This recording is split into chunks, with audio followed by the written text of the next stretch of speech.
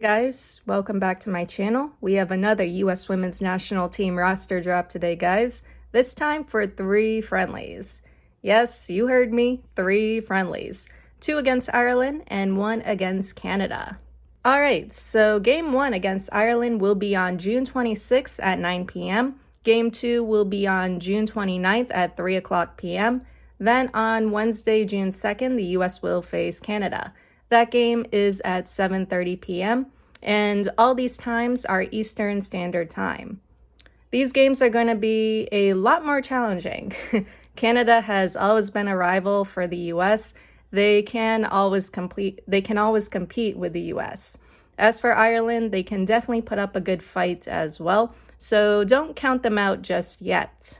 Unlike the US's recent friendlies against China and Jamaica, we can expect to see the US facing more pressure in the midfield. So far, Sam Coffey and Lily Johannes have been my favorite pairing in the US midfield. Those two play so well together.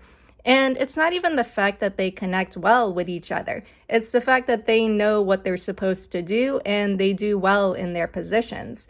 This also works out well for Lindsay Heaps because she likes to get forward too.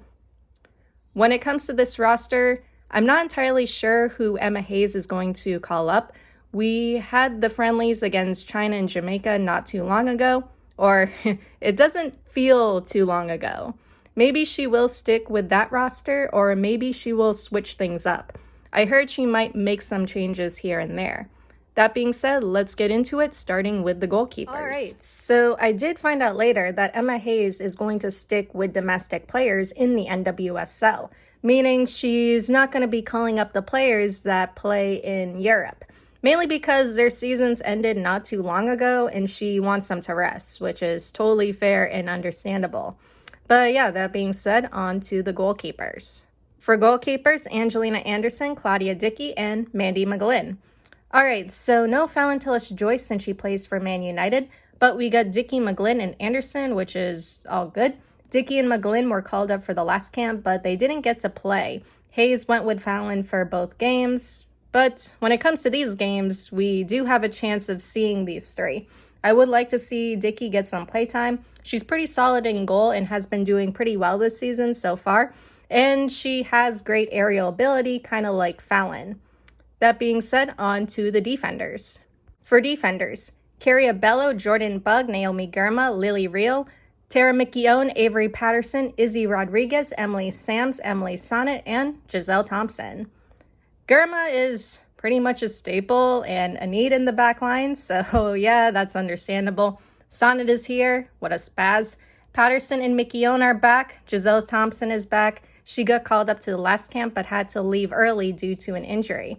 Sams and Abello got called up again. I would like to see both of them get more minutes. Then we have some new ones, Reel, Rodriguez, and Bugg. Bugg is going to be a fun one. She plays for the Seattle Reign and is usually good in the back line when she has to defend. But at the same time, she just scores some pretty weird goals from outside the box. It happened in the Reign's last match against the Chicago Stars, and I think she scored in one of the USWNT games. And I think it was also from distance or from far away or outside the box.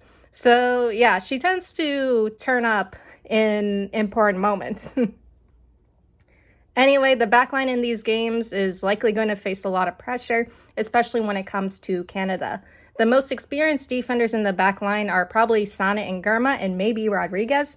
But besides that, it will be interesting to see how the US backline will hold up in these games, especially against Canada, who does have really strong attacking potential. Now on to the midfielders. For midfielders, Croy Bethune, Sam Coffey, Claire Hutton, Rose Lavelle, Sam Meza, and Olivia Moultrie. It's great to see Lavelle back. Injuries kind of kept her away for some time, but hopefully she doesn't get hurt again. Coffee will likely be fine as always. Overall, I can tell you right now, it's going to be a very interesting midfield for the US. In these games, yeah, it's not going to be easy. Maybe going Coffey, Lavelle, and Moultrie, or Coffey, Moultrie, and Meza, that would be something to try. Coffey, Bethune, Lavelle maybe. That could be fun to try, maybe against Ireland, but not so much against Canada. I think we would need more control against Canada, so I'd probably go Coffey, Meza, or Hutton, or either Lavelle or Bethune against Canada.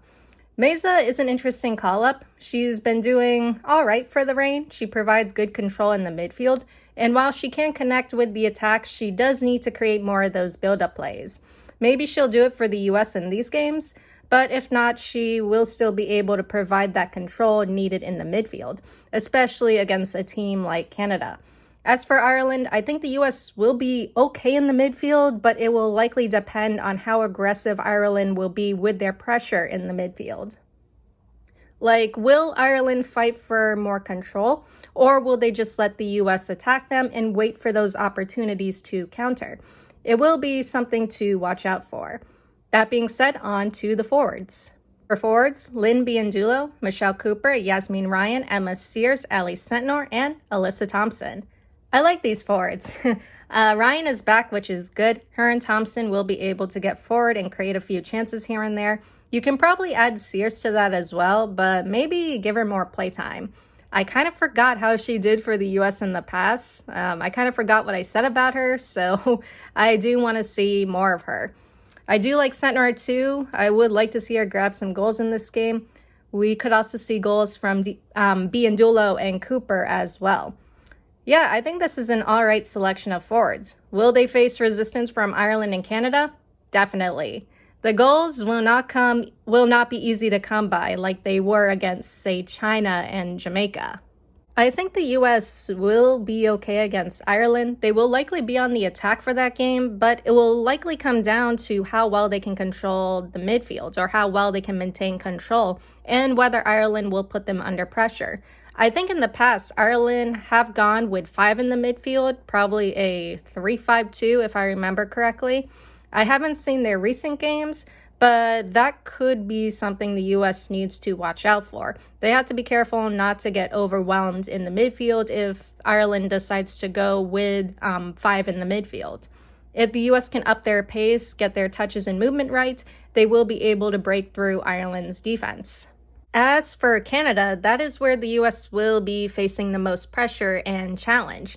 The attack may have a harder time breaking through Canada's defense, while the US backline will be feeling that pressure from Canada's attack.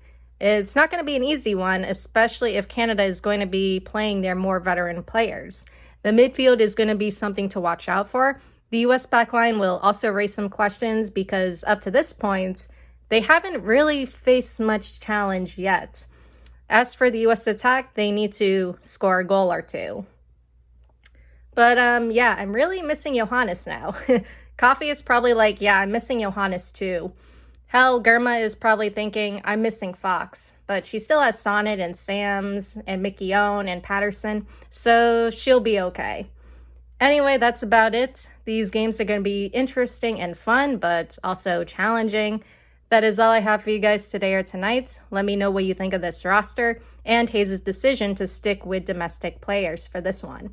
That is all I have for you guys today or tonight, and I'll see you all in the next one. Later.